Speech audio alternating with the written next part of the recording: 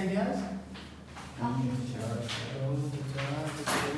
बहुत सारे बच्चे 5% है, 4% है। देखो जो थियोरेटिकल डिस्ट्रीब्यूशन है ना, ये थोड़ा सा आपका मैं सिस्टमेटिक ढंग से इसको ले चलूँगा, क्योंकि अगर एक साथ पूरा मतलब इसका थ्योरी भी ज़्यादा बड़ा नहीं है, फार्मूले इसमें थोड़े से है ना, फार्मूले थोड़ा सा ध्यान देना है। अच्छा, तुम लोगों ने प्रोबेबिलिटी का देखा होगा, सर ने भेजा था शॉर्टकट, तो उतना ही है। शॉर्टकट देखो जहाँ पे अप्लाई होता है वहाँ तो मैं बताता हूँ आप लोगों को, है ना। शॉर्टकट सभी क्वेश्चन में अप्लाई करना बड़ा मुश्किल होता है ना। आप कॉन्सेप्ट समझ लो, फिर शॉर्टकट अपने आप धीरे धीरे आ जाएंगे। मैं अगर आप लोग कोई मतलब शॉर्ट ट्रिक का वीडियो भी देखते हो तो उसमें भी शॉर्ट ट्रिक से नहीं कराते हैं। एक बार सर ने भेजा होगा वीडियो, देखा होगा भेजा था वीडियो ना सर ने, तो वही मेथड बताया जो मेथड मैंने बताया है। देखा नहीं कोई कोई दिखा जैसे खोल के नहीं, कई सारी वीडियो देखना। वैसे कोशिश करेंगे आज हम लोग का ये खत्म हो जाए, उसके बाद फिर मैं सोच रहा हूँ कोई संडे को एक्स्ट्रा क्लास नहीं करके हम लोगों का कुछ और मतलब जो एक्स्ट्रा टॉपिक बना रहे हैं उसको छुट्टी नहीं मिलेगी ना, 3 दिन की छुट्टी लेना बहुत मुश्किल है। एक दिन में सर संडे पड़ जाएगा। हाँ, फिर भी 2 दिन की, 1 दिन की छुट्टी नहीं देते हैं तो 2 दिन की बहुत हो गया। थियोरेटिकल डिस्ट्रीब्यूशन हम लोग पढ़ेंगे।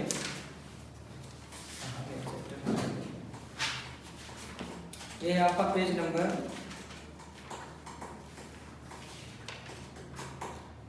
है आपका 17.1, ठीक है बेटे। इसमें सबसे पहले हम लोग जो थियोरेटिकल डिस्ट्रीब्यूशन पढ़ेंगे, इसमें हमारे पास एक तो डिस्क्रीट प्रोबेबिलिटी,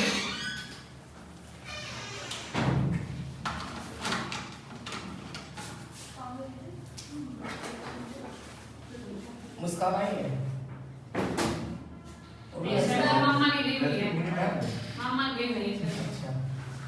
देखो डिस्क्रीट प्रोबेबिलिटी, ठीक है। एक में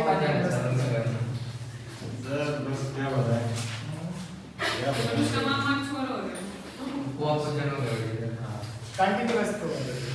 आपके पास 2 टॉपिक है, एक तो डिस्क्रीट प्रोबेबिलिटी, ये कौन है देखो, एक हमारे पास डिस्क्रीट प्रोबेबिलिटी है, पहचानते हो इसको?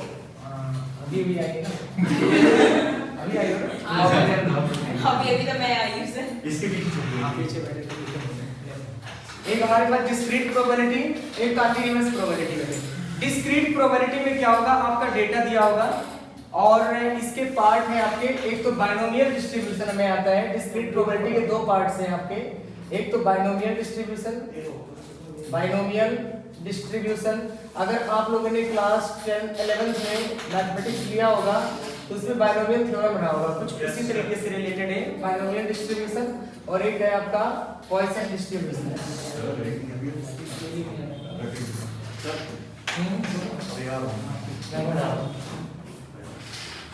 पॉइसन डिस्ट्रीब्यूशन है ना,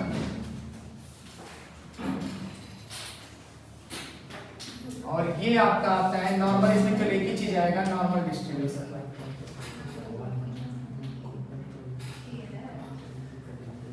अब देखो क्वेश्चन ये उठा कि आया क्यों, रीजन क्या है इसके आने का। बेटे ये जो आपका प्रोबेबिलिटी है ना, ये छोटे मोटे डेटा के लिए नहीं होता है, बहुत बड़े डेटा के लिए। जैसे मान लेते हैं कि लार्ज पॉपुलेशन है हमारा, ठीक है, इस पूरे इंडिया, इस पूरे मतलब ये कंट्री में, इंडिया में कितने पॉपुलेशन है तो उसमें कितना वेरिएशन हो रहा है, क्या प्रोबेबिलिटी बनती है। तो बहुत जहाँ लार्ज डेटा होता है वहाँ पे इसका यूज किया जाता है। जैसे कोई कॉइन है, अभी तक आप लोगों ने 2 बार थ्रो किया होगा, 3 बार किया होगा, 4 बार किया होगा, इससे ज्यादा नहीं हुआ होगा। इसमें 100 बार थ्रो होगा, 500 बार, 1000 बार थ्रो होगा, ठीक है। और उनके डाटा का कलेक्शन किया जाएगा। तो इसलिए इस चैप्टर का मतलब काफी आगे जैसे माना था प्रैक्टिकल लाइफ में जैसे काफी फुल चैप्टर है।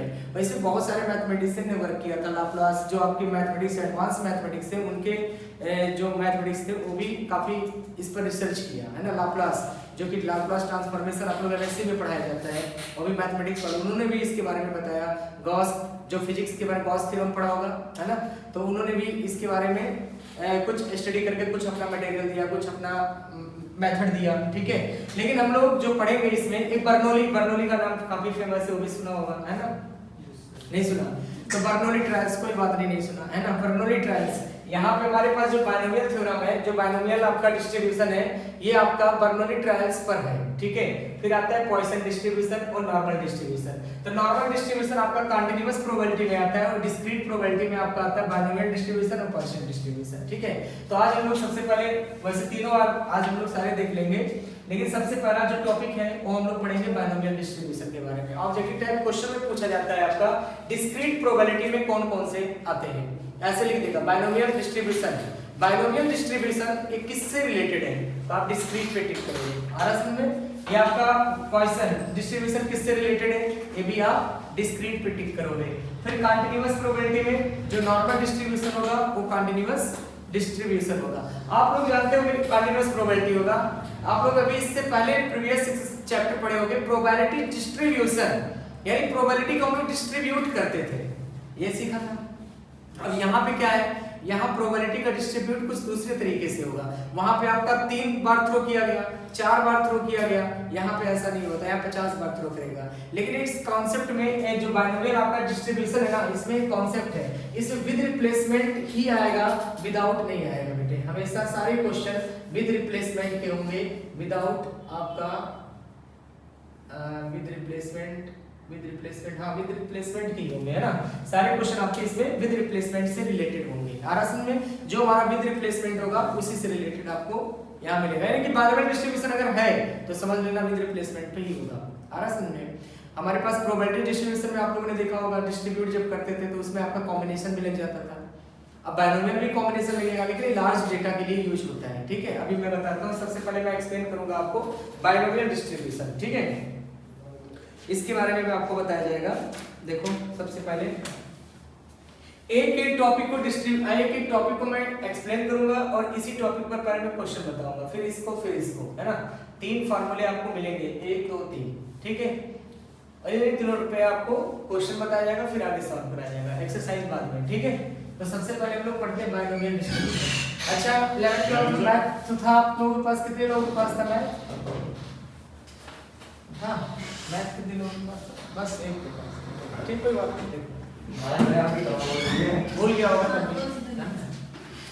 सर, इसके बाद भी तो था, कोई बात नहीं। सर इसका तो आप लोग बाइनोमियल थ्योरम पढ़े होंगे, है ना, थोड़ा बहुत। अब देखो जो नहीं पढ़ा तो टेंशन मत लो कि भाई बाइनोमियल थ्योरम मैंने पढ़ा नहीं, अब क्या होगा, है ना, ऐसा कुछ नहीं है, ना, बहुत इजी है। बाइनोमियल डिस्ट्रीब्यूशन में बेटे 2 ट्रायल्स होते हैं। पहली बात 2 ट्रायल्स का मतलब क्या हुआ, या तो सक्सीड होगा या तो फेलियर होगा, या ट्रू होगा या फॉल्स होगा। दोनों की प्रोबेबिलिटी 1/2 आरस में 2 ही कंडीशन होंगे, हेड होगा तो टेल होगा, ठीक है। और उसके बाद फिर यहाँ पे जो भी हमारा कंडीशन है, अगर मैं बोलूं कि s तो plus no, s plus no is equal to कितना होता है 1 के बराबर। True plus false is equal to किसके बराबर होगा 1 के बराबर, 50-50%, ठीक है। सक्सीड प्लस फेलियर 50-50%, 1/2, ठीक है। तो मतलब जरूरी नहीं 50-50% हो, आपका 3/4 भी हो सकता है, 1/4 हो सकता है। बस इसमें 2 ट्रायल्स होंगे और p और q इसमें रिप्रेजेंट किया जाता है जैसे px is equal to r, तो इसका फॉर्मूला होता है NCR q power n minus r और p पावर r, ये फॉर्मूला होता है आपका। फॉर्मूला देखने में थोड़ा सा डिफिकल्ट लग रहा होगा, लेकिन है बहुत इजी, कुछ नहीं करना है। NCR ये तो याद रहेगा आपको, और q power n minus r यानी n माइनस r और p पावर r। q और p क्या है आपका, p और q का जो सम होता है 1 के बराबर होता है। मतलब अगर एक सक्सीड है तो दूसरा फेलियर है। अगर सक्सीड की प्रोबेबिलिटी मान लो 3/4 है तो फेलियर की प्रोबेबिलिटी 1/4 हो जाएगा। आ रहा समझ में? अगर मान लेते हैं यहाँ पे कोई कंडीशन है ट्रू और फॉल्स का है या राइट रॉन्ग का है, तो राइट अगर कोई आंसर है तो उसकी प्रोबेबिलिटी अगर 1/3 है तो दूसरे वाले का कितना हो जाएगा 2/3 हो जाएगा। इसमें ऐसा नहीं, कुछ बुक्स में तो दे रखा है क्यों आपका क्या है फेलियर है और P आपका सक्सेस है, ऐसा कुछ नहीं है। जो क्वेश्चन आपसे पूछा जाएगा वो आपका P होगा, बस इतना समझना है। आ रहा समझ में? जो क्वेश्चन पूछा जाएगा वो P होगा तो दूसरा वाला Q अपने आप बन जाएगा। नहीं समझे? P और Q दोनों में से कोई एक पता है तो आप दूसरा अपने आप निकाल सकते हो। ठीक, तो ये आपका हो जाएगा Px = R NCR Q power n - R P power R। तो क्वेश्चन एक उठा के हमने पिछले एक्सरसाइज में एक पॉइंट को थ्रो किया। कल मेरे से कोई किसी ने क्वेश्चन पूछा था, किसने पूछा था? शिवानी ने पूछा, तुमने पूछा था? हाँ, तो बेटे वो जो क्वेश्चन था आपका वो विदाउट रिप्लेसमेंट था, वो आपका विदाउट रिप्लेसमेंट था। ऐसे क्वेश्चन आपको विद रिप्लेसमेंट में भी पूछे जा सकते हैं कि जैसे मान लेते किसी कॉइन को मैंने 4 बार थ्रो किया, किसी कॉइन को मैंने 4 बार थ्रो किया तो 2 हेड कितनी बार आएगा? तो आप लोग तो ऐसे ही काउंट कर लोगे कि 6 बार आएगा और 6/16 आंसर आ जाएगा, कर लोगे। लेकिन अब आप इसको अगर बाइनोमियल से करो तो बाइनोमियल से भी हो जाएगा। कैसे हो जाएगा? देखो, मैं आपसे बोल रहा हूँ कि 2 हेड, क्या बोल रहा हूँ? 2 हेड। कॉइन को कितनी बार थ्रो किया बेटे? कॉइन को कितनी बार थ्रो किया रोहित? 4 बार थ्रो किया, तो n की जगह पे 4 आ गया। कितने हेड की बात मैं कर रहा हूँ? 2 हेड की बात कर रहा हूँ, तो 4c2 हो गया। हेड आने की प्रोबेबिलिटी क्या होता है? 1/2। हेड आने की प्रोबेबिलिटी 1/2, तो टेल आने की प्रोबेबिलिटी कितना हो जाएगा? वो भी 1/2 हो जाएगा। तो ये फॉर्मूला समझ में आया कैसे किया? 4c2 NCR Q power n - R। P और Q दोनों की वैल्यू 1/2 है, P और Q दोनों की वैल्यू 1/2 है, क्योंकि हेड आने की प्रोबेबिलिटी तो 1/2 होता है, तो टेल आने की प्रोबेबिलिटी भी क्या होगा? 1/2 होगा। तो Q की जगह पे हमने 1/2 लिख दिया और n - R यानी कि 4 - 2 और P पावर R यानी 1/2 पावर कितना हो जाएगा? R। बात समझे? ये R, ये वाला एक बार देखो Q के साथ ये दोनों माइनस में आएगा और P के साथ ये वाली वैल्यू ऊपर आ जाएगा। बात समझ में आ गया? अब यहाँ पे 4c2 की वैल्यू कैसे सॉल्व करेंगे? 4 × 3 और 2 × 1, ये आ जाएगा 1/2 पावर कितना हो गया? 2, 1/2 पावर 2, तो कितना आएगा बेटे आपका? 2 × 2 = 4 और ये आ जाएगा आपका 6 डिवाइडेड बाय कितना होगा? 16, है ना? 6/16 देखो आ गया, वही आया कि नहीं आया? 6/16 आया कि नहीं आया बताओ बेटे। 2 हेड की प्रोबेबिलिटी आप कैसे निकालते हो? 2 हेड की probability, head head tail tail tail tail head head head tail head tail tail head tail head head tail tail head tail head. 6 condition बता दिया, 6 कंडीशन बताया कि नहीं बताया? सही म्यूजिक की क्लास लग रही है। नहीं, 6 कंडीशन बताया तो 6/16 देखो उसमें भी निकल के आया, यहाँ भी निकल के आ गया। बात समझे? लेकिन ये अब क्वेश्चन लोग सोचे फार्मूले से हम क्यों करें बेटे? जो 4 कंडीशन के लिए थे तो आप लोगों ने कैलकुलेट कर लिया, कहीं आपका 20 बार थ्रो कर देता फिर क्या करते? 100 बार थ्रो कर देता है, इससे जल्दी हो जाता है। हाँ इससे तो जल्दी हो जाता है। वही मैं बोल रहा हूँ कि अगर 100 बार थ्रो कर दिया कॉइन को तो 2 पावर 100 इतने आउटकम्स अगर आप बनाओगे कैलकुलेट करके कितना कॉम्प्लेक्स हो जाएगा। इसीलिए तो आया ये चीज। जो आपने प्रोबेबिलिटी डिस्ट्रीब्यूशन पढ़ा वो तो केवल 2 बार थ्रो कर दिया, 3 बार थ्रो कर दिया, 4 बार थ्रो कर दिया, इससे ज्यादा नहीं मिला होगा आपको सारे क्वेश्चन में। एग्जाम्पल भी पढ़ा होगा, एक्सरसाइज भी पढ़ा होगा, 4 बार से थ्रो से ज्यादा आपको नहीं मिला होगा। लेकिन यहाँ पे आपको मोर देन 4, 50, 100, 1000 कुछ भी मिल सकते हैं। ठीक है, अब बेटे इसमें मीन भी होता है। मीन का क्या फॉर्मूला होता है? इसके मीन का जो फॉर्मूला होता है देखो उसमें क्या था? प्रोबेबिलिटी डिस्ट्रीब्यूशन में मीन का क्या फॉर्मूला अप्लाई करते थे बेटे? ये प्रोबेबिलिटी डिस्ट्रीब्यूशन जो भी आप लोग पढ़े हो चैप्टर ना, उस चैप्टर से काफी इंपॉर्टेंट चैप्टर है। ठीक है, इससे पक्का आएगा। PIXI पढ़े थे, यहाँ पे नहीं, PIXI यहाँ नहीं पढ़ोगे। अब क्वेश्चन ये उठा PIXI से आप क्यों नहीं करेंगे बेटे? लार्ज डेटा है हमारे पास, छोटा मोटा डेटा नहीं है। 500 बार थ्रो किया गया है तो इसका एक बहुत छोटा सा फॉर्मूला होता है μ = NP। n हो गया नंबर ऑफ ट्रायल्स, n क्या है? नंबर ऑफ ट्रायल्स, और p क्या है आपका? p और q दिया होगा आपका, सक्सीड या फिर जो भी होगा फेलियर, जो भी कंडीशन होगा तो दिया होगा। आ रहा समझ में? अपने आप पता चल जाएगा। बात समझे ना? p और q प्रोबेबिलिटी है बेटे, n क्या है? नंबर ऑफ ट्रायल्स, जो 50 बार थ्रो किया, 100 बार थ्रो किया, आ रहा समझ में? वो चीज है। वेरिएंस होता है, वेरिएंस का मतलब आपका वहां पे फॉर्मूला आप लोगों ने पढ़ा था σxi² pi - μ²। लेकिन यहाँ पे क्या पढ़ोगे? वेरिएंस बहुत ईजी है। वेरिएंस के लिए यहाँ पे पढ़ोगे npq बस, और स्टैंडर्ड डेविएशन ये आपका हो जाएगा √ आपका स्टैंडर्ड डेविएशन = आपका हो जाएगा यहाँ पे स्टैंडर्ड डेविएशन जब भी निकालोगे तो √npq है ना, स्टैंडर्ड डेविएशन ही हो जाएगा आपका, है ना। स्टैंडर्ड डेविएशन हम लोग सिग्मा से लिखते हैं और ये सिग्मा स्क्वायर से लिखते हैं। बात समझ में आ गया? ठीक है, ये आपका तो आ गया फॉर्मूला किसका, बाइनोमियल डिस्ट्रीब्यूशन का। मोड, अब कभी कभी मोड आ जाता है निकालने को, ठीक है। तो कुछ मैं प्रॉपर्टीज लिख रहा हूँ, पहले तो आप फॉर्मूले नोट कर लो, फिर मैं प्रॉपर्टीज लिख करके आपको एक्सप्लेन कर रहा हूँ। बहुत इजी चैप्टर है बेटे, बहुत डिफिकल्ट नहीं है, बहुत इजी। जो पिछला एक्सरसाइज पढ़ा ना उससे काफी इजी है और पहचानना बड़ा इजी है। पिछले एक्सरसाइज में तो आप पहचान नहीं पाते, यहाँ से पहचानना बड़ा इजी है, सब कुछ लिखा होगा, आपको बस केवल क्वेश्चन करने हैं और कुछ नहीं करना है ना, और उतना इम्पोर्टेंट है। यहाँ पे कुछ प्रॉपर्टीज में लिख देता हूँ यहाँ पे इसके। पहली प्रॉपर्टी है NPQ is less than NP। दूसरी प्रॉपर्टी आ जाएगा आपका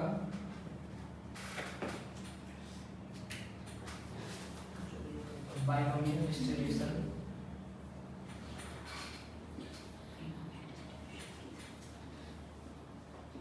बाइनोमियल डिस्ट्रीब्यूशन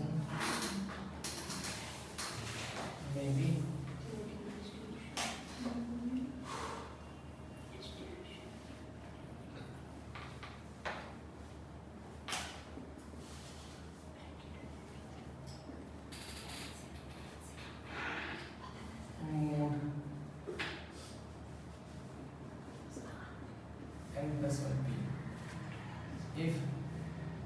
n+1p आपका अगर इंटीजर हुआ n+1p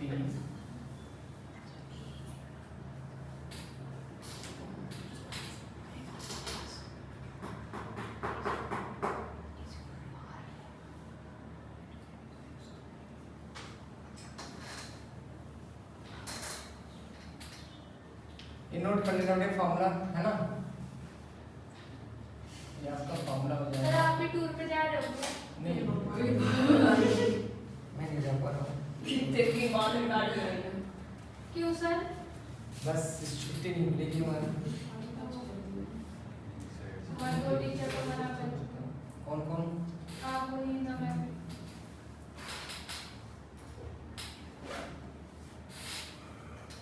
देखो अब मैं आपको एक्सप्लेन कर रहा हूँ प्रॉपर्टीज को, फिर मैं आपको क्वेश्चन कराऊंगा, बस इतना है। प्रॉपर्टीज किसको देखना है, कोई इतना खास यूज नहीं है सर पहले ये प्रॉपर्टीज। बताओ कि थ्योरी के क्वेश्चन आएंगे ये जो आप प्रॉपर्टीज वगैरह करवा रहे हो। इसी प्रॉपर्टी पे थ्योरी पूछ लेगा थोड़ा, सर चेक करना थोड़ा नहीं वो सारे पूछ लेना है। ना सारा नहीं पूछेगा। बाइनोमियल डिस्ट्रीब्यूशन से आपका थ्योरी बहुत ही कम चांस है पूछा जाए, आ रहा समझ में? तो उसमें तो सब पूछेंगे। देखो प्रोबेबिलिटी डिस्ट्रीब्यूशन से आपके एक दो थ्योरी आ जाएगा, ज्यादातर आपको इस पे क्वेश्चन दिए जाते हैं, छोटे छोटे क्वेश्चन, और छोटे छोटे क्वेश्चन आपको बी एक्सरसाइज से समझ में आ जाएगा। देखो प्रोबेबिलिटी का अगर आपने बी एक्सरसाइज ठीक से पढ़ा है तो आपका हो गया, प्रोबेबिलिटी से क्वेश्चन छूटेगा नहीं, आ रहा समझ में? क्योंकि बी एक्सरसाइज को बहुत ध्यान से देखना है आपको, की वो सारे फॉर्मूले आ जाते हैं बी एक्सरसाइज में, वही देखना है, ठीक है।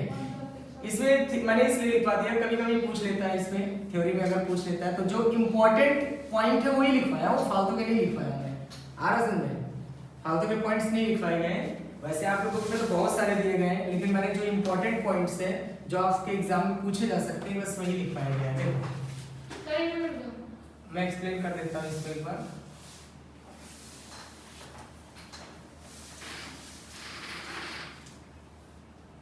रोहन दिया जाएगा सर उसका पेपर है कौन सा?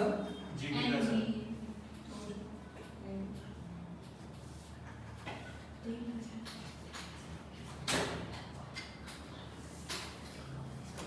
बेटे इसके जो ट्रायल्स है ना वो इंडिपेंडेंट होते हैं, ये जो 2 ट्रायल्स इंडिपेंडेंट, ये भी लिख सकते हो आप, पूछ सकता है थ्योरी में कि ट्रायल्स किस टाइप के होते हैं, तो इंडिपेंडेंट होते हैं, डिपेंड नहीं होता कि नहीं ऐसा नहीं है कि दूसरा वाला 1/2 है तो 1/2 लिया जाएगा, ऐसा कुछ नहीं है।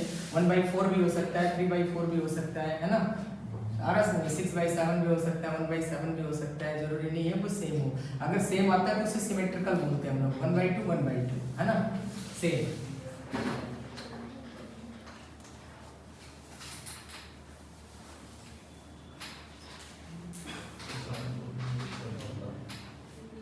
देखो एक्सप्लेन करूं मैं, 2 मिनट लगेगा, फटाफट देख लो। हैं देखना पड़ेगा। ये आपका NPQ है। NPQ क्या है? NPQ क्या है आपका? वेरिएंस। ये क्या है? NP mean. तो वेरिएंस हमेशा मीन से क्या होता है? कम होता है, कम होता है, ठीक है। क्यों कम होता है उसका रीजन है बेटे, आपका P है यहाँ Q है, तो P अगर हमारा 1/2 आया है तो Q उससे 1/3 दूसरा 2/3 आएगा, तो हमारा कंफर्म है इसमें, तो P केवल अकेला है ना, तो 100% इससे कम ही आएगा। आ रहा समझ में? दूसरा है बाइनोमियल डिस्ट्रीब्यूशन, यूनिमॉडल या बाई मॉडल होता है। यूनिमॉडल और बाई मॉडल का मतलब क्या हो गया, या तो एक ही मॉडल क्लास होगा या तो दो मॉडल क्लास होगा। जैसे आपका एक यहाँ पे हमारे पास मोड, यही मॉडल मोड है ना, n+1p अगर मोड निकालने को बोलता है कि आप मोड निकालो इसका, जैसे आपने मीडियन मोड पढ़ा ना, वैसे मोड अगर निकालने को बोलता है तो मोड हम कैसे निकालेंगे इसका, मोड n+1 into p। अगर n+1 मल्टीप्लाई में n b q, हाँ n कौन सा ऊपर वाला, हाँ मल्टीप्लाई तो बड़ा कैसे हो जाएगा? ये बड़ा हो जाएगा, ये वाला देखो यहाँ पे आपको एक एग्जांपल दो अपने आप, जैसे n की वैल्यू मैंने ले लिया 100 और p हमने ले लिया 1/3, तो q कितना होगा 2/3 हुआ। चलो वैल्यू पुट करो इसमें, तो 100 into 1/3 into कितना हो जाएगा 2/3, तो लेस देन n की वैल्यू 100/3, देखो जरा कितना आ गया आपका 200/9 आ गया ये, और लेस देन 100/3 आ गया, कौन सा बड़ा है, ये वाला बड़ा है ना, नहीं ये बता दिए मैंने, सेम ही है। अरे सेम ही आएगा सर ये तो। ये सेम आ जाएगा, हाँ सेम आ जाएगा सर। अरे 3 3 जा 9, 300 आ गया ना ये 300, मतलब अगर हम 9 करेंगे इसे, अरे तुम कैलकुलेट करो ना, 9 सर, जा सर ये तो आएगा 33.33, ये 33 और ये 6 30.33, हाँ, इस साइड वाला ये इधर वाला आया सर, इधर वाला नहीं, इस साइड वाला। 33.33 हाँ। ये नहीं वो वाला राइट वाला 32.3 ये आएगा, 2 पॉइंट क्या आएगा, 2.2 देखो लेस आ गया नहीं आ गया, लेस आया ना बेटे, गलत नहीं हो सकता फार्मूला, p और q छोटा होता जाएगा ना, क्योंकि आप हाफ करते जा रहे हो सर ना, p छोटा हो नहीं कोई भी ले लो, q तो उसका वो है ना, अगर p आपका 1/3 है तो दूसरा 2/3 होगा, p छोटा ले लो तो q बड़ा हो जाएगा, दोनों का सम एक के बराबर ही आएगा ना, तो वो इस साइड ज्यादा बड़ी हो जाएगी उन्हें तो कोई दिक्कत नहीं है, कम ना क्यों हो जाएगा वो हमेशा जो है ऐसे ही आएगा, आप करके देख लो है ना, आ रहा बात समझ बना समझ सकते हैं हाँ? इनमें से बना हो सकता है 1 नहीं, NP अगर हमारा p और q है ना 1/2 भी दिया है आधा आधा, p और q की वैल्यू अगर 1 कर देते हैं, p और q की वैल्यू 1 कर देते हैं, तब उस कंडीशन पे दोनों हमारे आपस में बराबर हो जाएंगे n लेस देन n, लेकिन एक पॉसिबिलिटी नहीं है इसमें आपका कुछ ना कुछ आएगा, p और q की वैल्यू अगर 1 के बराबर हो जाता है तो 1 + 1 = 2 बन जाएगा, जो कि ये थ्योरी पूरी की पूरी गलत हो जाएगी फिर, है ना।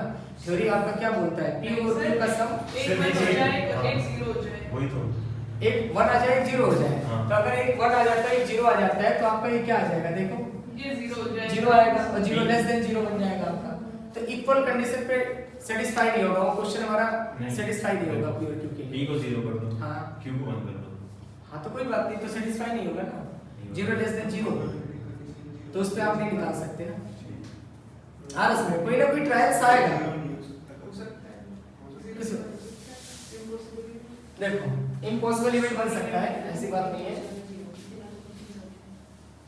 देखो ध्यान से, अब देखना हमने यहाँ पे मोड कैसे निकलेगा, n+1p नॉन इंटीजर, जब नॉन इंटीजर का मतलब समझ रहे हो, जैसे हमारे पास आ गया 22.3 आ गया, 5.7 आ गया, ये नॉन इंटीजर है, तो 5.7 की वैल्यू क्या होगा, 5 लिखना है आपको, कितना लिखना है, जैसे आपका आंसर 5.7 आ गया तो आपको आंसर क्या लिखना है 5, और जब एग्जैक्ट 5 आ जाएगा तो एक कम कर दोगे, 5 - 1 = 4 कर दोगे, ऐसे आ रहा समझ में, मॉडल इस तरीके से निकाला जाएगा मोड, और p और q की वैल्यू अगर 1/2 होगा तो वेरिएंस आपका कितना हो जाएगा n/4, ये मैक्सिमम होता है बेटे, ये चीज आपका मैक्सिमम होता है, वेरिएंस कभी-कभी आपके एग्जाम में पूछ सकता है कि मैक्सिमम वेरिएंस बताओ कितना होता है, तो मैक्सिमम आपका n/4 हो सकता है, इससे बड़ा नहीं होगा आपका कभी भी वेरिएंस, n/4 से बड़ा, अगर हमारा 1/2 सिमेट्रिकल है, तो अगर हम सिमेट्रिकल ले लेते हैं ना, ये सिमेट्रिकल लेते हैं, 1/2 लेते हैं, p की वैल्यू भी 1/2, q की वैल्यू भी 1/2,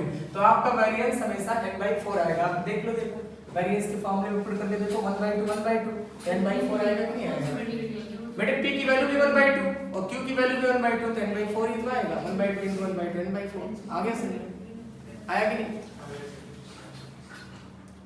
ठीक है।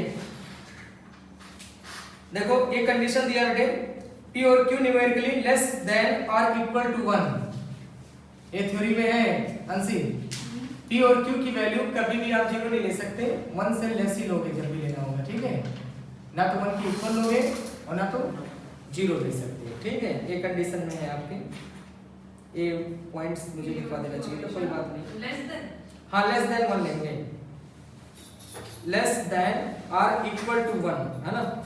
P और Q लेस देन और इक्वल टू 1 है ना। हाँ तो इक्वल भी दो सकते हैं। नहीं, अगर हम लेस देन और इक्वल टू 1 लेते हैं ना, P और Q दोनों का न्यूमेरिकली कंडीशन, अगर आप 1 जैसे इसमें P ऐसा लेना है आपको, P और Q का सम 1 आए, इस तरीके से लेके चलना है, 0 नहीं कर सकते है ना, 0 नहीं लोगे। देखो मैं क्वेश्चन बताने जा रहा हूँ, देखना यहाँ पे कुछ क्वेश्चन देखो आप लोग तो ज्यादा समझ में आ जाएगा। सबसे पहले 17.1 लेते हैं हम लोग, एग्जांपल 17.1 बहुत इजी है। ये देखो सर, हाँ? इक्वल भी हो सकता है। जैसे इसमें बोला है ना ग्रेटर देन और इक्वल टू 0, कहाँ पे है? पेज A point- नंबर 17.3 पे। किधर 17.1 7.3 पे, 17.3 पे, हाँ। A point। ए ये जो पॉइंट। डब्बा बना हुआ है इसमें अच्छा n greater than 0, p q greater PQ नहीं, greater than ये तो इसके लिए हो सकता है बेटा, p q ग्रेटर है इसके लिए, मैं इसकी बात कर रहा हूँ तुम्हें। ये जब वैरिएंस हमारा लेस देन n p तभी हो सकता है, सुनो इधर, n p q less than हमारा तभी हो सकता है जब p और q की वैल्यू हमारा 0 से 1 के बीच में होगा। 0 से लेके लेस देन कहाँ पॉसिबल होगा? अगर आप 0 लोगे तो 0 लेने का मतलब 0 लेस देन 0, जो कि पॉसिबल नहीं है ना। इस थ्योरी के लिए आपका जो P और Q की वैल्यू होगा ना, वो आप क्या ले सकते हो? Less than 1, P less than 1, Q less than 1, आ रहा समझ? ठीक है, इस थ्योरी के लिए तभी ये थ्योरी सेटिस्फाई होगा, समझ गए? नहीं आया? इसके लिए, उसके लिए तो P और Q की वैल्यू तो कुछ भी हो सकता है, आ रहा समझ? ठीक है, चलो क्वेश्चन पे आते हैं। क्वेश्चन देखना, एग्जांपल 17.1 सर वो रैप कर दे। ये जो लाइन का ये अपॉन है, फिर नहीं, इसको मैंने रिवीजन किया है, सिमेट्रिकल इसको बोलते हैं। सिमेट्रिकल अगर कहीं पे आ गया तो आप कंफ्यूज मत हो जाना, जैसे सिमेट्रिकल कहीं पे आ गया ना तो आप समझ जाना P और Q की वैल्यू 1/2 हो सकता है ना। 99% केस में 1/2 कंडीशन ले लिया जाता है सिमेट्रिकल में, है ना। हो गया, चलो नेक्स्ट। सर थोड़ा बड़ा लिखो। हाँ मैं भूल जाता हूँ।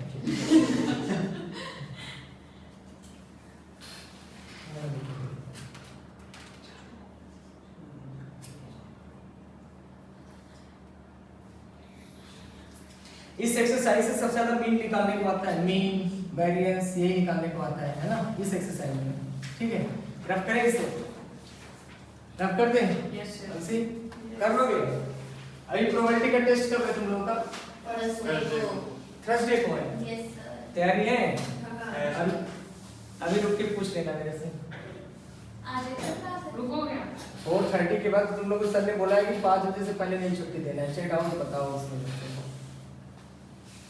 है ना। तो कोई डाउट ना हो तो कोई डाउट नहीं, तब भी रुकना है, पहले नहीं जा सकते क्योंकि बोलेंगे पेरेंट्स का कॉल आ जाता है कि जल्दी छूट जाता है। सर वो 50 में 5 बजे थोड़ी छोड़ोगे। मैं 50 भी छोड़ देंगे। नहीं सर 50 पे नहीं। सर इसको पहले छोड़ देना है। सर मेरे को क्या है एक मिनट में छोड़ देंगे।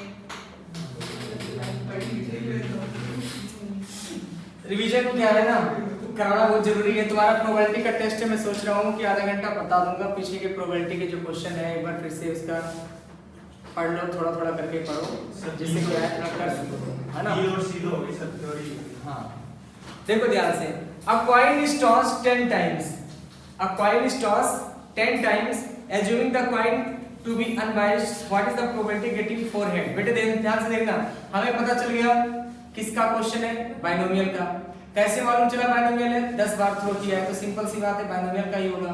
तो n की वैल्यू कितना हो जाएगा? 10 बार थ्रो किया है तो n की वैल्यू 10 हो जाएगा, n इज इक्वल टू आपका 10 आ जाएगा। और आगे देखो क्या दिया है, हेड की बात किया है, हेड। तो हेड आने की प्रोबेबिलिटी, जो हेड है उसके आने की प्रोबेबिलिटी 1/2 होता है, तो ये p होगा। मैंने आप लोगों से बोला कि जो आपसे क्वेश्चन में पूछा जा रहा है ना वही p होगा, तो दूसरा वाला अपने आप q बन जाएगा। तो हेड को आपसे पूछा जा रहा है तो ये P होगा, तो Q कौन सा होगा? टेल होगा। आ रहा समझ में? तो हेड और टेल की प्रोबेबिलिटी आपका 1/2, यानी कि अगर P की वैल्यू 1/2 है तो सिंपल सी बात है Q की वैल्यू भी 1/2 होगा कि नहीं होगा? Yes sir. P और Q पता चल गया। आगे दिया है कि 4 हेड एग्जैक्टली 4 हेड का मतलब क्या होगा? ध्यान से देखना बेटे। 4 हेड इसका मतलब ये हो गया NCR, फार्मूला लगा रहा हूं मैं, NCR Q power n minus r P power r, ये फार्मूला होता है आपका। ठीक है, आ गया? अब बताओ यहाँ n की वैल्यू कितना लिखोगे? 10C4 और Q की वैल्यू 1/2 n माइनस r का मतलब 10 - 4 और P की वैल्यू 1/2 पावर कितना हो गया? 4 हो गया। अब इसको हम सॉल्व कर देंगे, आ जाएगा। सॉल्व करना तो जान रहे हो ना, इसको सॉल्व कैसे किया जाएगा? 10 9 8 7 और नीचे 4 3 2 1 सॉल्व कर लेंगे अपना सॉल्व हो जाएगा कि नहीं? समझ गए? अच्छा ये बताओ, अगर यहाँ पे आता एट लीस्ट 1 बेटे, एट लीस्ट 1, तब क्या करते? एट लीस्ट 1 सोचो, अगर एट लीस्ट 1 आता, आप लोग प्रोबेबिलिटी डिस्ट्रीब्यूशन पढ़े थे, उसमें सारे प्रोबेबिलिटी का जो सम था 1 के बराबर होता था कि नहीं होता था?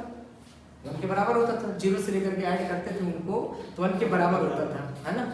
सभी क्वेश्चन में देखें। ऐसे यहाँ पर भी 1 के बराबर ही होता है जब सारे इवेंट्स को ऐड करोगे तब।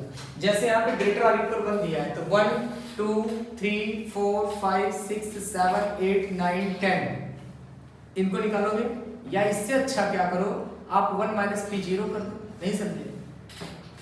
नहीं आया? ग्रेटर और इक्वल 1 का मतलब क्या होगा? 0 से लेके 10 तक की वैल्यू 1 के बराबर होगा, ये कंफर्म है। वो आपसे पूछा 1 से लेके 10 तक, आपसे क्या पूछा है? 1 से लेके 10 तक पूछा हुआ है, तो आप क्या करोगे?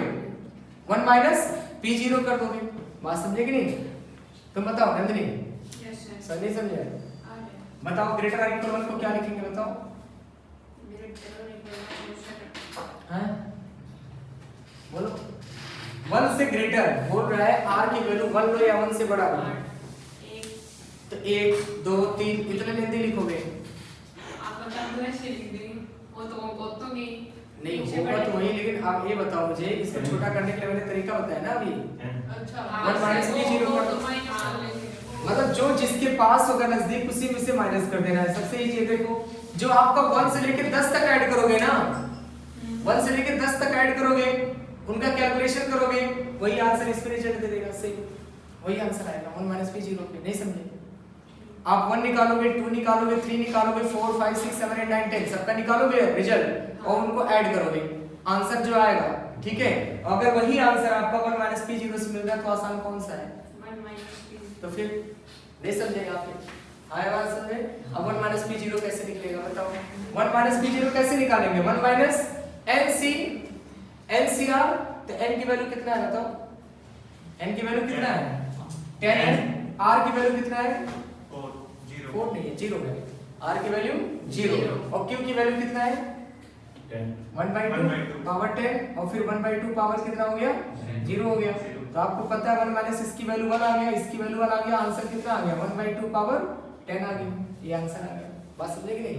ये मैंने अपने आप लिया था, बुक में नहीं दिया था, बताया था मैंने कि अगर ऐसा आता है तो आप लिख सकते हो ये चीज, है ना, इसलिए बताया। नेक्स्ट आपका दिया है एट लीस्ट 4 हेड। अब बताओ एट लीस्ट 4 हेड, तो 4 5 6 7 8 9 10 लिखना आसान है या 1 - P0 P1 P2 P3 लिखना आसान है? 1 - P0 P1 P2 P3 लिखना आसान है बेटे। ये समझ में आ रहा है ना? ये जो मैं फॉर्मूला अप्लाई कर रहा हूं ये तो समझ में आ रहा है ना? अरे कुछ नहीं करना, बड़ा आसान फॉर्मूला भाई। 10C0 और Q power n minus r, Q और इसको इससे माइनस पावर कर दो और फिर P पावर r, ये वाला उठा के यहाँ लिख दो। एक बार इनको इससे माइनस और एक बार पावर इस पे शिफ्ट हो जाएगा, बस इतना ही करना है। आप नहीं समझे? बोलो। ये ऊपर वाला फॉर्मूला है NCR वाला। पहले मुझे ये बताओ, ये समझ में आया वाला फार्मूला समझ में आया कि नहीं आया? मैं ये बोल रहा हूँ यहाँ पे आप जो है ये फार्मूला लगा सकते हो। 1 - P0 का मतलब क्या होगा? NCR क्या होगा बोलो? NCR Q power n minus r P power r, ये फार्मूला होगा कि नहीं होगा? फार्मूला होगा ना? 1 - 0 to sorry 1 - P0 एटलीस्ट है ना, वही मैं समझा रहा था, तुम कहाँ थे? सुनो फिर से स्टार्टिंग से समझो पूरा। समझ में आया तो बताना चाहिए ना। देखो ध्यान से फिर से देखो, सबसे पहले मुझे ये बताओ, ये समझ में आया कि नहीं आया? एग्जैक्टली 4 का ये समझ में आ गया ना? ये फार्मूले में कैसे वैल्यू पुट करते हैं ये समझ में आया? नहीं आया? फार्मूले में कैसे वैल्यू पुट करते हैं? n की जगह पे 10 लिख दिया, r की जगह पे 4 लिख दिया, इनको इससे माइनस करके यहाँ लिख दिया और ये 4 पावर यहाँ लिख दिया। अब नेक्स्ट वाले में पूछा है x, मैंने अपने आप लिखा है क्वेश्चन, ये वाला क्वेश्चन आपके बुक में नहीं दिया, अपने आप लिखा है x ग्रेटर और इक्वल 1 पूछा है। ये पूछ ले एटलीस्ट 1, एटलीस्ट 1 का मतलब क्या हुआ? कम से कम 1। तो 1 2 3 4 5 6 7 8 9 10 लिखने से अच्छा क्या है भाई? 10 थ्रो, इसका मतलब समझ रहे हो? पॉइंट को 10 बार थ्रो किया तो जरूरी है कि 10 बार में हेड आए? बताओ मुझे, क्वेश्चन कॉन्सेप्ट समझो ना। मैंने 10 बार थ्रो किया, हेड आने की बात किया, जरूरी है 10 बार हेड आए? नहीं आया। ऐसा हो सकता है 0 हेड आए, ऐसा हो सकता है 1 टाइम हेड आए, ऐसा हो सकता है 2 टाइम हेड आए, हो सकता है 3 टाइम, 4 5 6 7 8 9 10 10 टाइम हेड आ गया हो सकता है कि नहीं? तो हम लोग प्रोबेबिलिटी पढ़ रहे हैं, पॉसिबिलिटी कुछ भी हो सकता है, बात समझे? अब जैसे आपसे पूछा है x ग्रेटर और इक्वल 1, मतलब कम से कम एक हेड आए, कम से कम एक हेड आए। एक हेड भी हो सकता है, 2 हेड भी हो सकता है, 3 हेड भी हो सकता है, 4 भी हो सकता है, 5 6 7 8 9 10 कुछ भी हो सकता है। लेकिन ये निकालना ज्यादा आसान है या 1 माइनस पी जीरो निकालना आसान है? क्योंकि आपको पता है 0 से लेकर के 10 तक को ऐड करोगे तो 1 के बराबर आएगा, नहीं पता? प्रोबेबिलिटी बेटे, प्रोबेबिलिटी में आप लोगों को पता है जो हमारा इवेंट्स होता है 0 से लेकर के 10 तक, अगर हम कोई भी प्रोबेबिलिटी 3 बार मैंने पॉइंट को थ्रो किया तो उसके जितने इवेंट्स होंगे उनको ऐड करने पे हमेशा 1 के बराबर आएगा, सारे इवेंट्स। बात समझ में आया? तो इनको तो पता है ना कि 1 आएगा ऐड करने पर उनका कंप्लीट। तो हम 1 2 3 4 5 6 7 8 9 10 ना निकाल करके हम 1 माइनस पी जीरो कर दें तो ज्यादा आसान पड़ेगा, नहीं समझे? यही बताने का मेरा मतलब है। 1 माइनस कितना लिख दिया? पी जीरो लिख दिया, आ गया। अब क्या होगा? 1 माइनस पी जीरो की वैल्यू NCR, n की वैल्यू कितना हो गया? 10CR, r की वैल्यू 0 हो गया, और q power n minus r, तो 1/2 पावर 10 और फिर कितना हो जाएगा? 1/2 पावर 0। आगे सॉल्व कर लेना, बस। नहीं समझे? अभी नहीं आया। नेक्स्ट बताओ क्या दिया है? एट मोस्ट 3 हेड, इसका मतलब क्या होगा देखता हूं। At most 3 head, at most 3 head का मतलब क्या होगा? कम, ज्यादा से ज्यादा 3 हेड, ज्यादा से ज्यादा 3 हेड। इसका मतलब क्या होगा? 3 हेड तो होगा, 2 हेड भी हो सकता है, 1 हेड भी हो सकता है और 0 भी हेड हो सकता है। 0 1 2 3 हाँ 0 1 2 3, बस यहाँ सिंपल 0 निकालेंगे, 1 निकालेंगे, 2 निकालेंगे, 3 निकालेंगे। बेटे इतने बड़े बड़े क्वेश्चन नहीं आएंगे, टेंशन मत लो, आपको कॉन्सेप्ट समझ में आना चाहिए। अगर कॉन्सेप्ट समझ में आ गया तब फिर आप कर लोगे क्वेश्चन, कितने भी उसको तरीके से घुमा दे क्वेश्चन तो कर लोगे। बात समझ में आएगी नहीं? आ गया? बोलो। यस ज्यादातर क्वेश्चन तो एटलीस्ट 1 का ही पूछता है, क्योंकि जानते हैं बच्चा 1 माइनस पी जीरो करके तुरंत आंसर निकालेगा, आ रहा समझ में? लेकिन जिसको पता है वही नहीं तो 1 2 3 4 5 तो निकालेगा, है ना? बोलो क्या हुआ? कुछ नहीं सर, इसका डाउट बताओ कौन सी प्रॉब्लम है? तो हो गया? ये समझ, ये आ गया सभी को समझ में? एक क्वेश्चन तुम लोग बताओ मुझे, इसका 17.2 तुम लोग करो, मैं बोल रहा हूँ। If 15 dates are selected at random, what is the probability getting to Sunday? Getting to Sunday. पहले ये बताओ संडे आने की प्रोबेबिलिटी कितना होगा? 1/7। तो ये P हो गया और Q हो जाएगा, और Q हो जाएगा 2/7। P और Q मिल गया? 6/7 नहीं तो इसमें 6/7 हाँ 6/7। बेटे इसमें आपसे एक पूछा है ना, if 15 dates, if 15 dates are selected at random, हमने ऐसे 15 डे कोई भी हम सेलेक्ट कर लिए अपने आप से, 15 डेट कोई भी। अब 15 डेट अपने आप से सेलेक्ट कर लिया, अब मैं जब उससे चेक करने लगा तो चेक करने पर हमें यहाँ पे ये बताया जा रहा है कि आप ये बताओ चेक करने पर 2 संडे आने की प्रोबेबिलिटी कितना होगा? नहीं समझ में आया? 15C2 हाँ 15C2 1/Q Q power n minus r, है ना, तो 6/7 पावर n माइनस r अपने 15 माइनस 2 13 1/6 1/6 की पावर अपने हो जाएगी 2। 2। बस आ रहा समझ? नहीं समझ? Yes, फिर से हो गया सर। कैसे किया? चलो आपकी पावर 2 पे सही। हाँ बता रहा वो हूँ जो बेटे। पहले ये हमारे पास R बड़े है, वो R है। NCR 15C2 देखना बेटे, 15C2 2 संडे की बात किया और 15 डेट हमने सिलेक्ट किया, 15C2 Q power n minus r, तो Q और P क्या होगा? जो टू संडे की बात किया तो संडे आने की प्रोबेबिलिटी 1/7 हो जाएगा और q की वैल्यू कितना हो जाएगा 6/7 हो जाएगा। तो यहाँ पे q power n minus r, q power n minus r 15 minus 2 कितना हो गया 13 हो गया और फिर ये क्या हो जाएगा 1/7 पावर 2 ये आ जाएगा। बस इसको सॉल्व कर देंगे। आ रहा है? Yes sir. आप कॉन्सेप्ट समझो, जरूरी नहीं आप इसको सॉल्व ही करो। ऐसे सॉल्व करना तो बड़ा मुश्किल है, इतनी डिफिकल्ट क्वेश्चन सॉल्व करना नहीं देगा तो आपका सीधा ऑप्शन में ये देगा, ये जो दिया 105 × 6 पावर 13 डिवाइडेड बाय 7 पावर 15 ये देगा, जिससे आप उसका कैलकुलेशन कर सको। ठीक है, बैलेंसिंग पेपर देगा, नहीं कुछ भी दे देगा। ठीक है, नेक्स्ट देखिए क्वेश्चन ही लेते हैं 17.4, काफी अच्छा क्वेश्चन है 17.4, इसे देखो।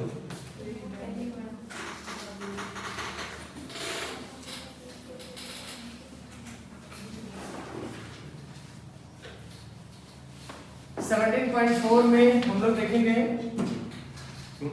The probability of success for the binomial distribution p x = 4 = p x = 2। देखो ये आपका 17.4 है। ठीक है, इसमें बोला है find the probability of success.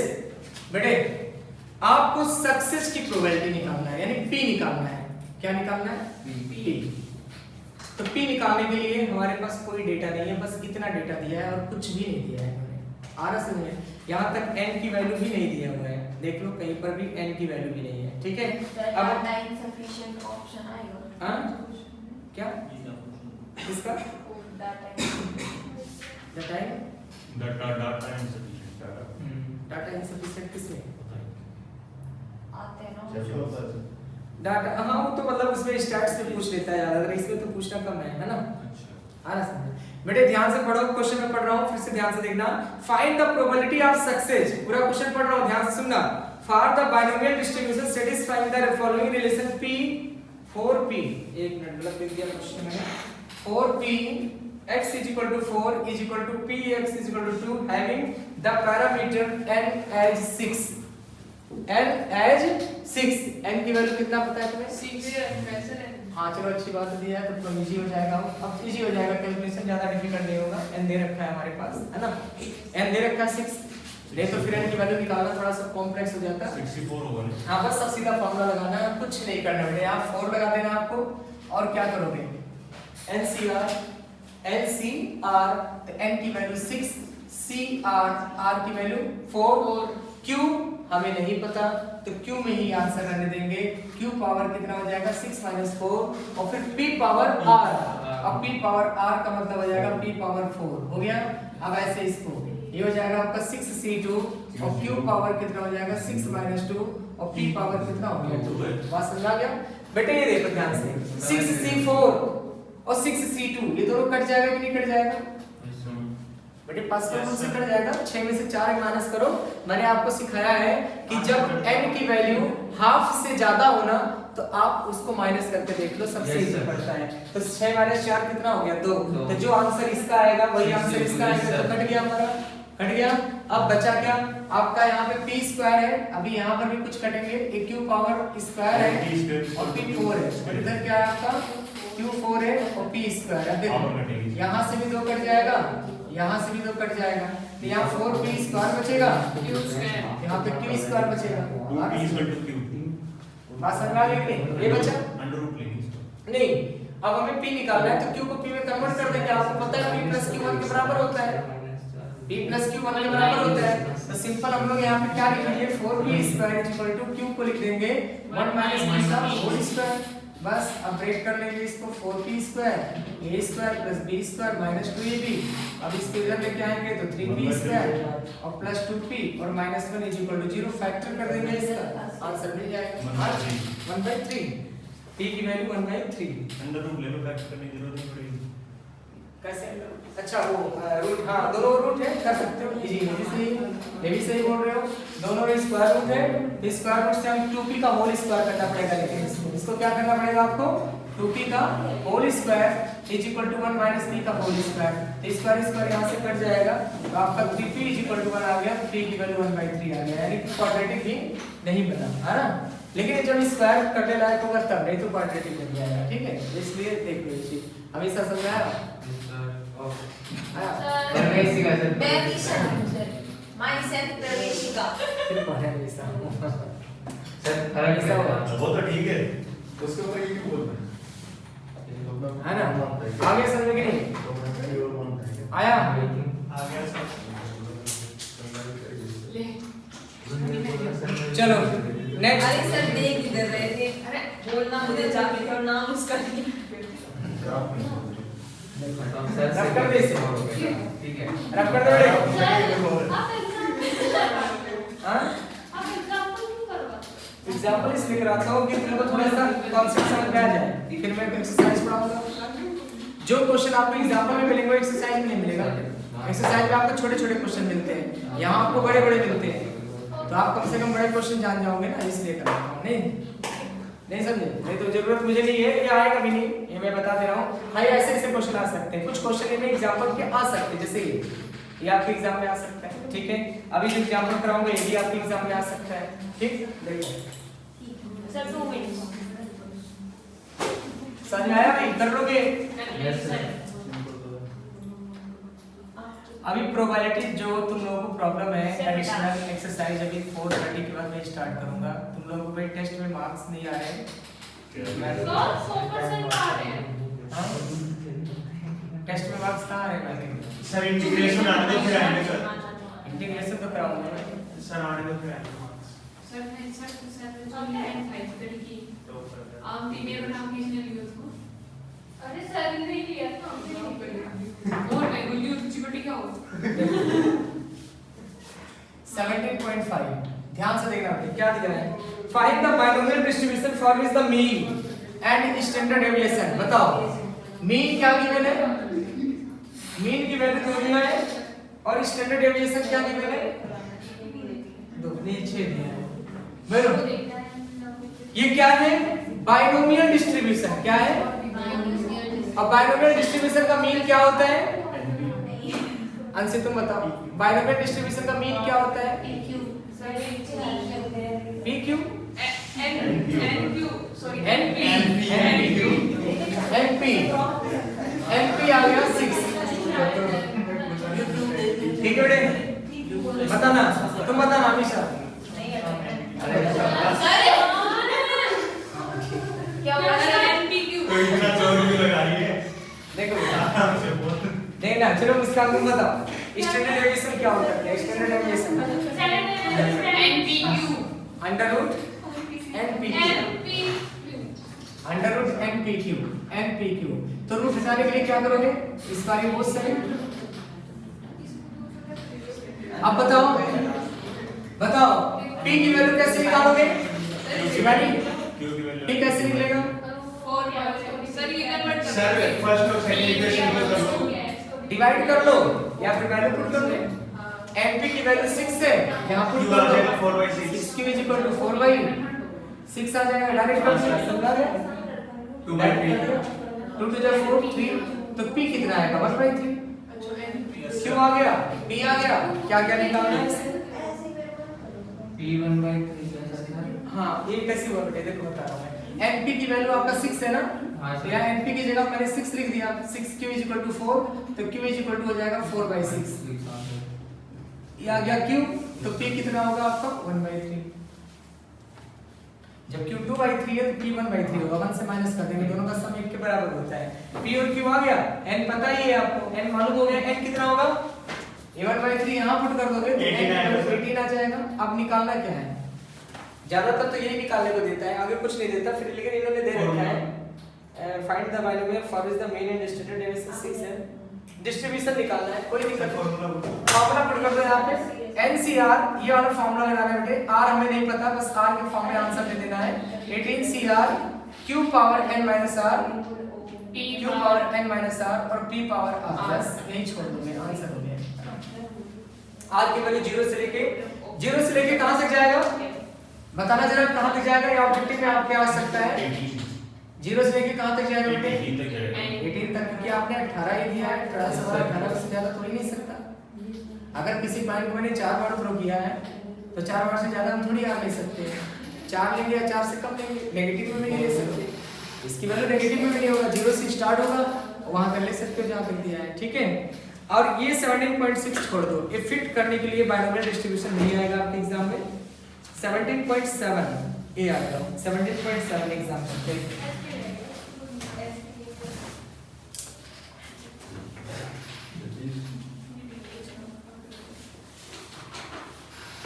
17.7 में 6 pi r cos 512 टाइम्स, बड़े ध्यान से सुनना, कंफ्यूजन हो सकता है इस क्वेश्चन में। 6 coin r cos 512 times, find expected frequency of head, also compute the mean and standard deviation number of head।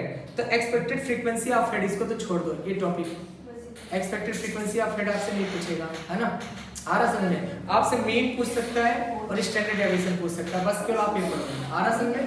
तो देखो मीन और स्टैंडर्ड डेविएशन हम कैसे निकालेंगे, हमारे पास गिवन क्या है, n की वैल्यू कितना गिवन है, कितने पॉइंट्स है, कितने पॉइंट है, 6 है ना, कितने पॉइंट्स है, n की वैल्यू 6 हो गया। और p कितना होगा, हेड की बात किया है, किसकी बात किया है, नंबर ऑफ हेड ना, लास्ट में देखो नंबर ऑफ हेड लिखा है, हेड कितना है 1/2। अब बताओ क्यू कितना होगा 1/2। बताओ मीन का क्या फॉर्मूला होगा, NP, ये आ जाएगा 3, और वेरिएंस का स्टैंडर्ड डेविएशन बस वैल्यू पुट कर दो, n की वैल्यू 6 आ गया, यही आंसर आ गया आपका अंडर। समझ रहे, आगे ऐसे क्वेश्चन आपसे पूछे जा सकते हैं, जैसे ये सब क्वेश्चन, ये सब क्वेश्चन समझ में आ गया। सर हाँ √3/2 आएगा, हाँ। 2 के अंडर रूट में आएगा, नहीं 4 करोड़ दो नहीं सर, करके देख लो, पूरा आएगा सर। NP की वैल्यू 3 हो गई, Q 1/2 है। सही ठीक, ये मैंने यहाँ पे काट दिया ना, मैं सोचा हुआ है अंडर रूट 6 बटे 2 आना चाहिए, अंडर रूट 3 बटे 2, ठीक है। 1.5 आ गया, 1.5 का रूट आ रहा, समझ गए कि नहीं। चलो अब हम लोग देखेंगे 17.9 एग्जांपल, 2 एग्जांपल और बचे इसके इस टॉपिक के, फिर हम लोग नेक्स्ट टॉपिक आएंगे, ठीक है। आज ही करेंगे भाई इन्हीं टॉपिक पॉइसन डिस्ट्रीब्यूशन आज कर लेंगे, उसका फिर नॉर्मल डिस्ट्रीब्यूशन कल कर लेंगे। बेटे पॉइसन कर लो, बहुत इजी है पॉइसन, इससे ज्यादा इजी है। क्या लॉस होगा, अच्छा सर आप फिर जाने का प्रोग्राम अच्छा ठीक है, डाउट ले लो, चलो ठीक है। एंड लास्ट टॉपिक 2 क्वेश्चन बचे हैं, फिर डाउट ले लेंगे, है ना, ठीक है। देखो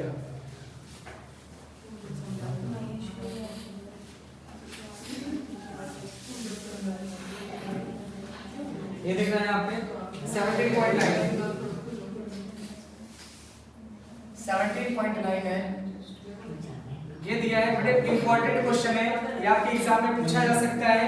मीन गिवन है 10, मीन गिवन है 10, स्टैंडर्ड डेविएशन गिवन है, स्टैंडर्ड डेविएशन गिवन है आपका √5, और आपसे पूछा मोड क्या होगा, बोलो मुस्कान, मोड पूछा तुमसे।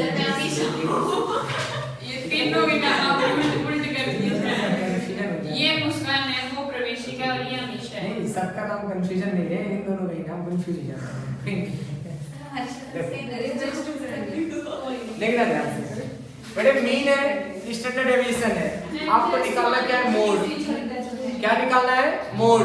मोड के लिए आपको n चाहिए, p चाहिए, ना तो n पता है और ना तो p पता है, ना तो आपको n मालूम है ना तो p पता है। आप कैसे निकालेंगे, हमारे पास बाइनोमियल डिस्ट्रीब्यूशन लिखा हुआ है इन्होंने, और जब बाइनोमियल डिस्ट्रीब्यूशन लिखा हुआ है तो मीन को हम किससे लिखेंगे, np से।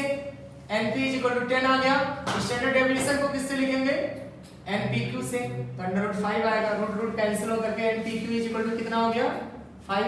ये इक्वेशन 1 और इक्वेशन 2 सर NP को 1/2 आ गया, 1/2 आ गया।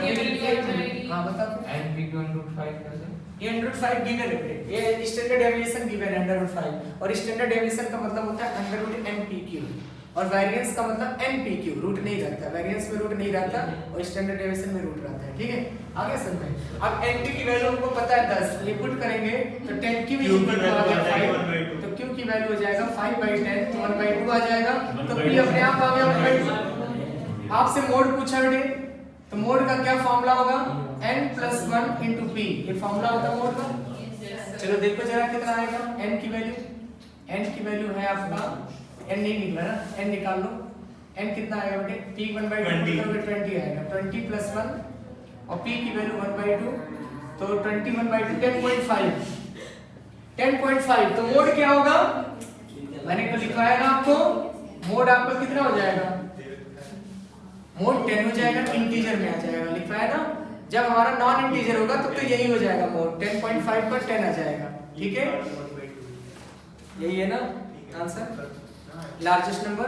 और अगर मान लेते हैं ये 10 आया होता, बिल्कुल एग्जैक्ट 10 आया होता तो 10 - 1 9 हो जाता है, आ रहा समझ में, उसके लिए अलग कॉन्सेप्ट लिखा रखा है ना, बात समझे कि नहीं।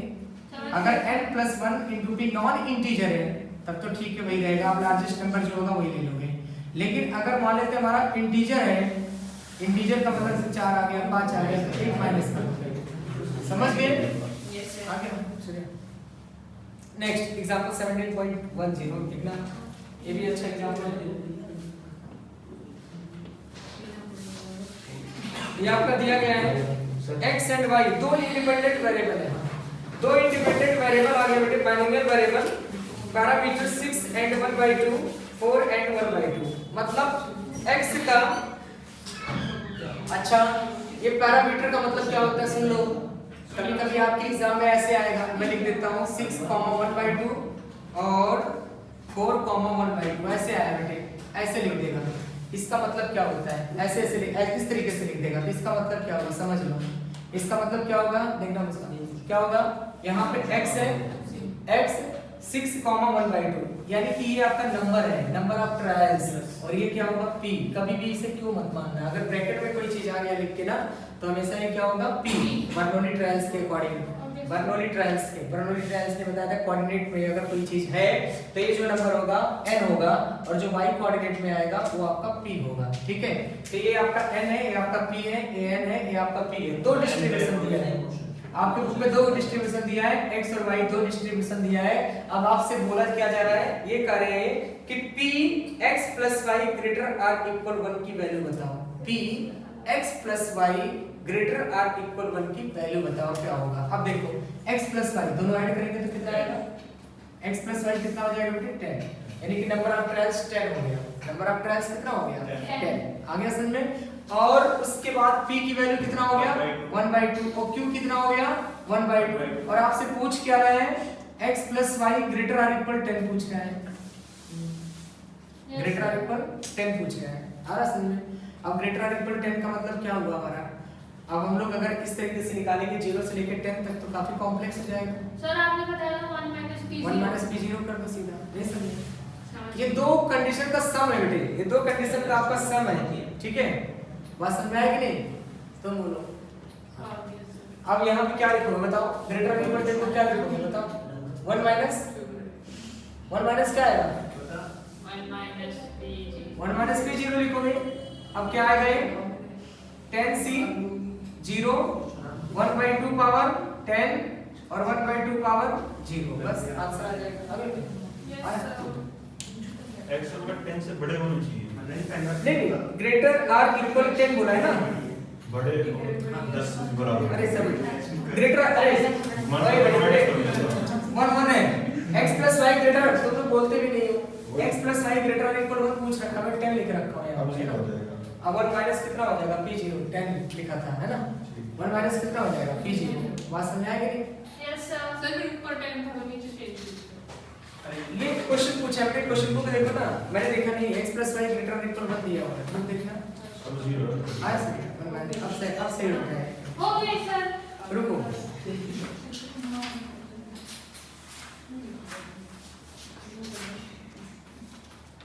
e पावर n का कॉन्सेप्ट। नेक्स्ट हमारा जो है पॉइसन डिस्ट्रीब्यूशन, अभी बताया या कल बताया, अभी मैं सोच रहा हूँ जो आपका टेस्ट है उसको बता दो, वो बताइए है ना? ठीक है सर सेट दिया एक क्वेश्चन है ना, हाँ हाँ बताओ जो डाउट आपने वो सर बता दिया अपनी को, कौन सा